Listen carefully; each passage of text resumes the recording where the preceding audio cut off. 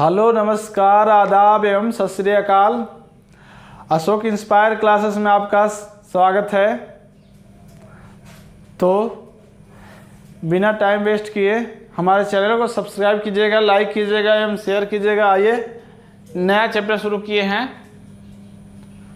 जिसका नाम है ऊंचाई एवं दूरी। ऊंचाई और दूरी, हाइट एंड डिस्टेंस, है ना। त्रिकोणमिति का ही एक पार्ट है ये।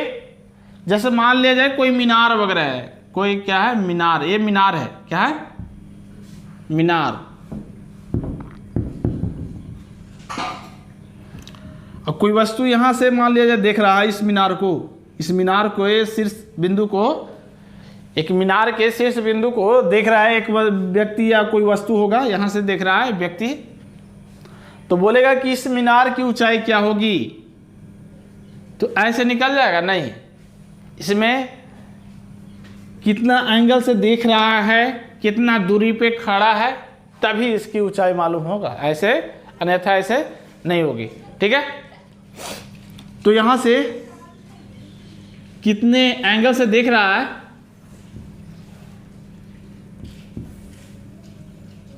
ठीक है, और कितने दूरी पे खड़ा है ना। तो बच्चे अगर नीचे से अगर मीनार के शीर्ष बिंदु को देख रहा है तो धरातल से जो देख रहा है उस अति रेखा के बीच बने कोण उन्नयन कोण कहलाता है। क्या कहलाता है? उन्नयन कोण। उन्नयन कोण। धरातल और उस वस्तु को देख रहे हैं तो उस रेखा के बीच बने कोण को क्या कहते हैं? उन्नयन कोण। एक होता है अवनमन कोण। अवनमन कोण, मान लिया जाए कोई वस्तु हम यहीं से देख रहे हैं, क्या यहां से कोई वस्तु, नीचे ये वस्तु रखल है, यहां से हम आंख यहां पे बना दे रहे हैं, है ना।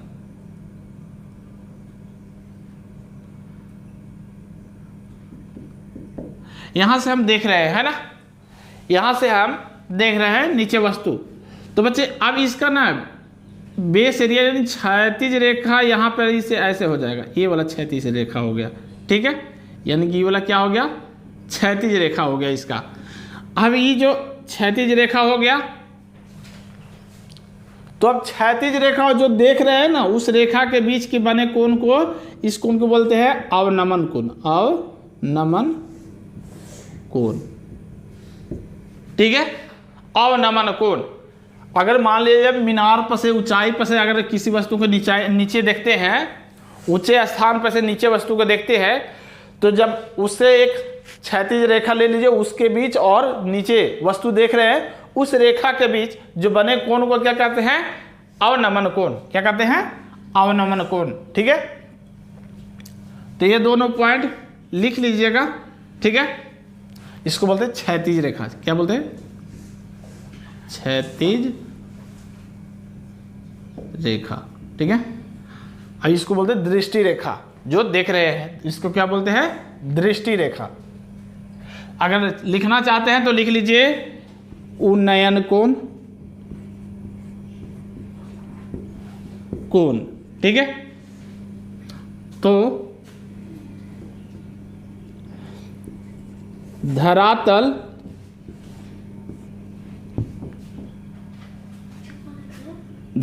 से किसी ऊंचाई पर रखे कोई वस्तु को देखने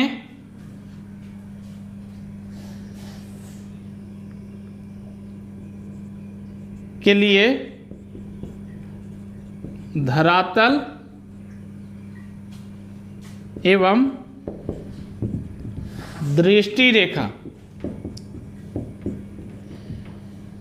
के बीच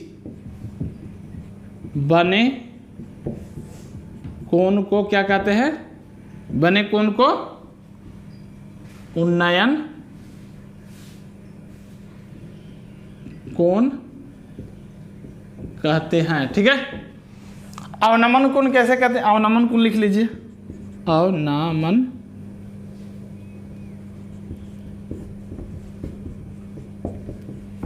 तो क्षैतिज रेखा क्या हो जाएगा?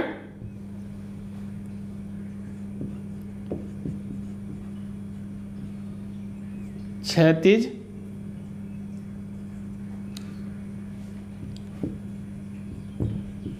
एवं दृष्टि रेखा बीच, सॉरी ऊपर से लिख देते हैं ना, नहीं,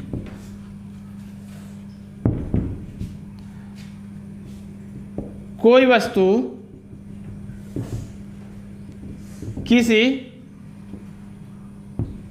ऊंचाई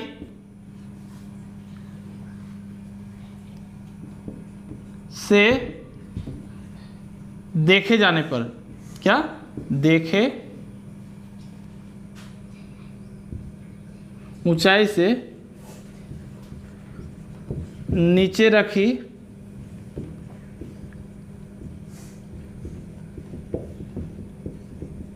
जाने पर, देखे जाने पर क्षैतिज रेखा एवं दृष्टि रेखा के बीच बने कोण को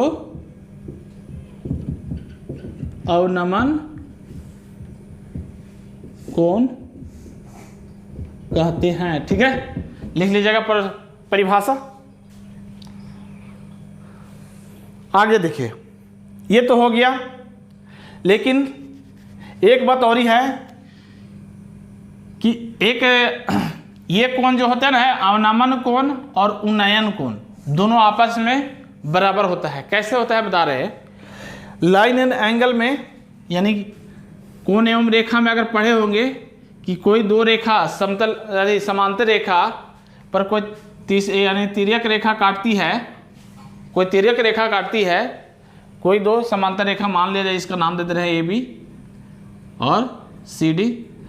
ए बी और सी डी क्या है? पैरेलल रेखा, पैरेलल लाइन। ठीक है, और इसका एल एक प्रतिच्छेदी रेखा है। ठीक है ना, ये काटती है तो ये बनाता है कौन कौन, देखना ये कोण इसके बराबर, इसको कोण को कहते हैं एकांतर कोण। क्या कहते हैं? एकांतर अंतःकोण या एकांतर कोण। ठीक है ना, तो एकांतर कोण जो है, एकांतर कोण अंदर भले है इसलिए अंतःकोण, एकांतर अंतःकोण, बाहर भले बनेगा उसको एकांतर बाह्यतम कोण बोलते हैं, है ना। जैसे ये वाला देखिए, यहां से ई वाला कोण ई वाला के बराबर होगा और ई वाला कोण ई वाला के बराबर हो जाएगा, यानी कि 1 2 बराबर हो जाएगा, कोण 1 बराबर हो जाएगा कोण 2 के, और इसको मान लेते हैं 3 4, तो कोण 3 बराबर कोण 4 हो जाएगा, है ना। 21 से एकांतर कोण से ही बराबर होगा, एकांतर कोण आपस में बराबर होता है ना, होता है। तो ये कौन है? यही दोनों देखो, ये दोनों क्या है? ये क्षैतिज रेखा और ये धरातल वाली रेखा जो है, दोनों क्या है? पैरेलल है, यानी समांतर है। और समांतर है तो एक मान लो ये जो दृष्टि रेखा जो देख रहे हैं, ये समझिए कि तिर्यक रेखा काट रही है, तो क्या ये एकांतर कोण नहीं बना रहा है? एकांतर कोण बना रहा है ना। तो इसलिए यहाँ पर लिख लीजिएगा नोट करके कि अवनमन कोण बराबर उन्नयन कोण, किस अर्थी से? एकांतर कोण से। ठीक है ना, इस बात को ध्यान में रखिएगा,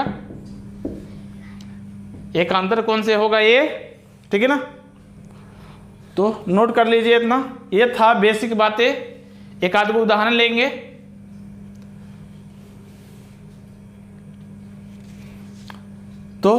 इसको मिटाते हैं, है ना। देखिएगा,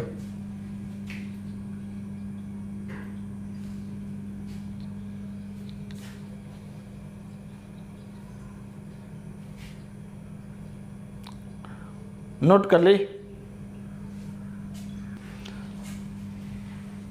जैसे एगो क्वेश्चन दे रहे हैं एग्जाम्पल में,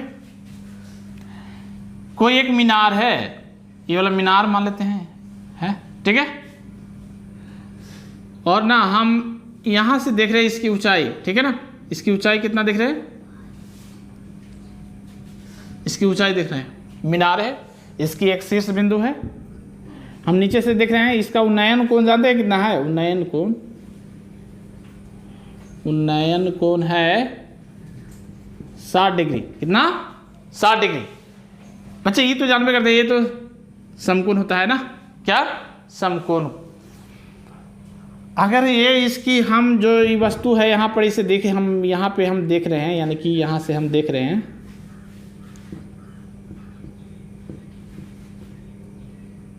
यहाँ से हम देख रहे हैं इस वस्तु को, यहाँ पे रखिए जो वस्तु, और हमारे और इस बिंदु के बीच, ये वस्तु मीनार के बीच की दूरी है 15 मीटर। कितना है, 15 मीटर।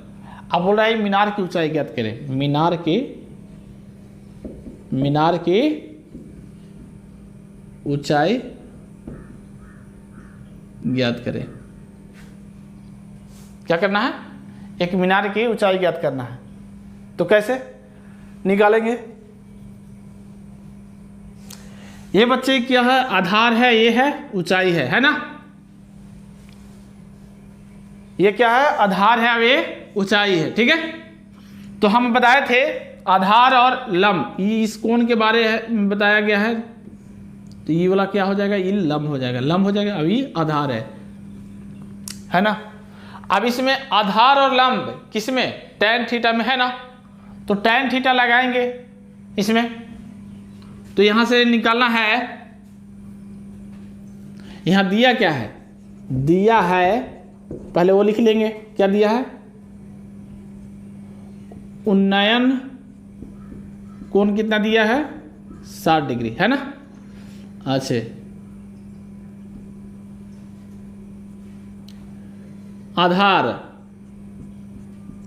आधार कितना दिया है, 15 मीटर। और मीनार के मान लेते हैं ऊंचाई, मीनार की ऊंचाई मान लेते हैं h। क्या है, h है, h इसको मान लिए। तो tan थीटा लगा देंगे कि tan 60 डिग्री बराबर क्या हो जाएगा, लंब बटा कर्ण। क्या होता है, लंब बटा आधार, बोलो आधार। लंब को माने है h ना, मीनार की ऊंचाई यही लंब हो गया h। तो यहाँ से हो जाएगा tan 60 डिग्री के मान होता है √3 बराबर लंब, यानी h बटा आधार है 15 मीटर। कितना, 15 मीटर।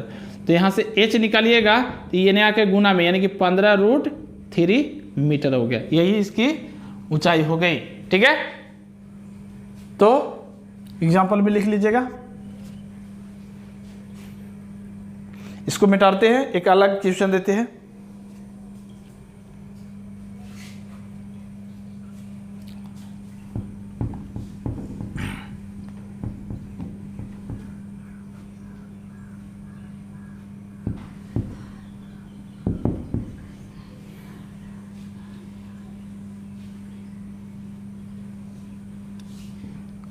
देखिएगा,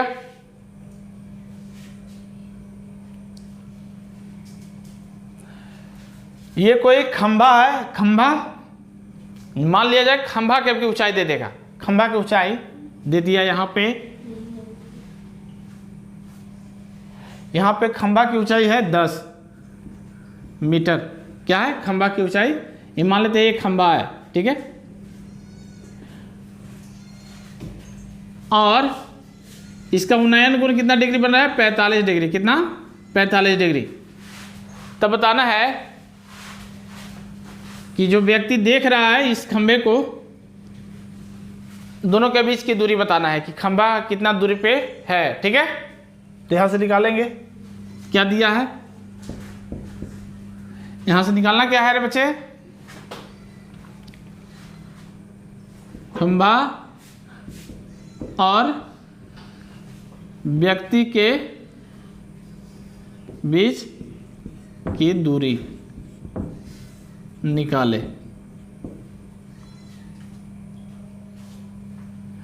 दिया है, क्या दिया है, की ऊंचाई है ना, ऊंचाई दिया है 10 मीटर, कितना 10 मीटर, और उन्नयन कोण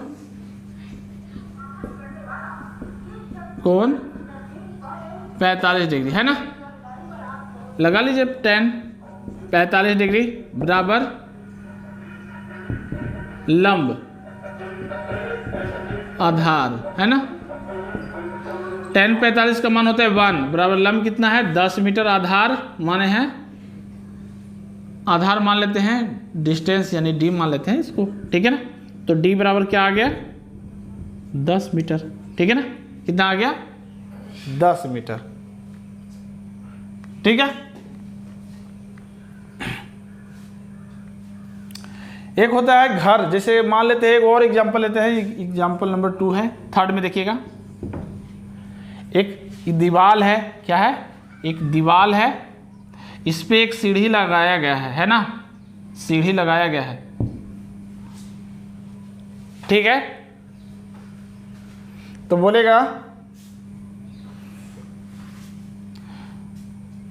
मान लेते हैं दीवार की ऊंचाई मान लेते हैं यहां पे कितना दिया हुआ है, दीवार की ऊंचाई है 6 और सीढ़ी जो है ना, सीढ़ी के पाद बिंदु और दीवार के पाद बिंदु दोनों के बीच की दूरी कितना है 8 मीटर, ऊंचाई है 6 मीटर और इन लोग के दूरी है 8 मीटर।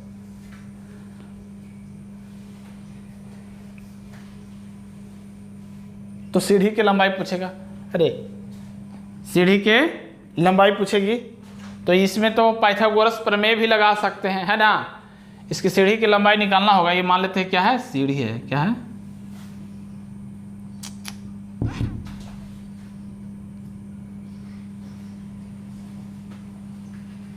है ना, क्या है ये सीढ़ी है ना। तो सीढ़ी की लंबाई यहां से तो पाइथागोरस प्रमेय से भी निकल जाएगा, पाइथा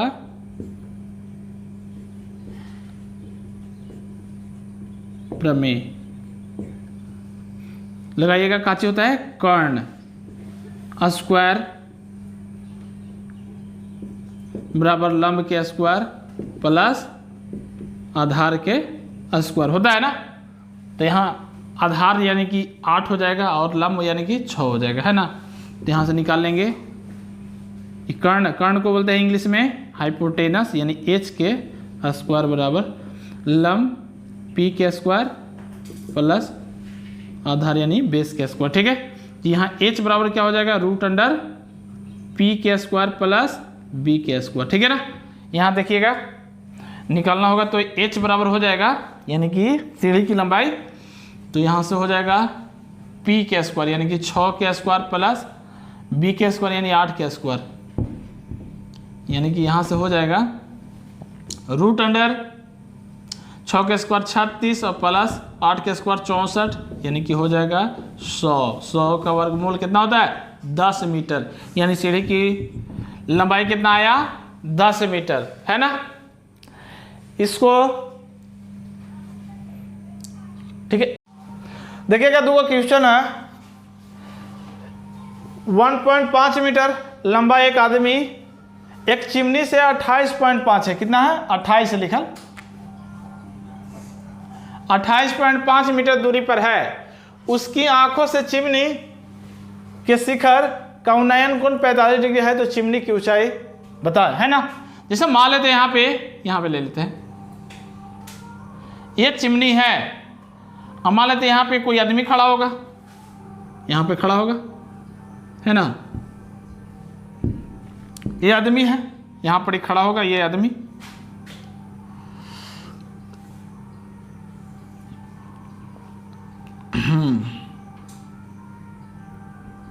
ये आदमी है, क्या है, ये आदमी खड़ा हुआ है, ये चिमनी का ऊंचाई हो गया है ना। तो क्या क्या दिया हुआ है, दिया है आदमी की लंबाई दिया हुआ है ना, आदमी की लंबाई 1.5 मीटर और दोनों के बीच की दूरी कितना है, दोनों के बीच की दूरी 28.5 मीटर है ना, 5 मीटर है ना।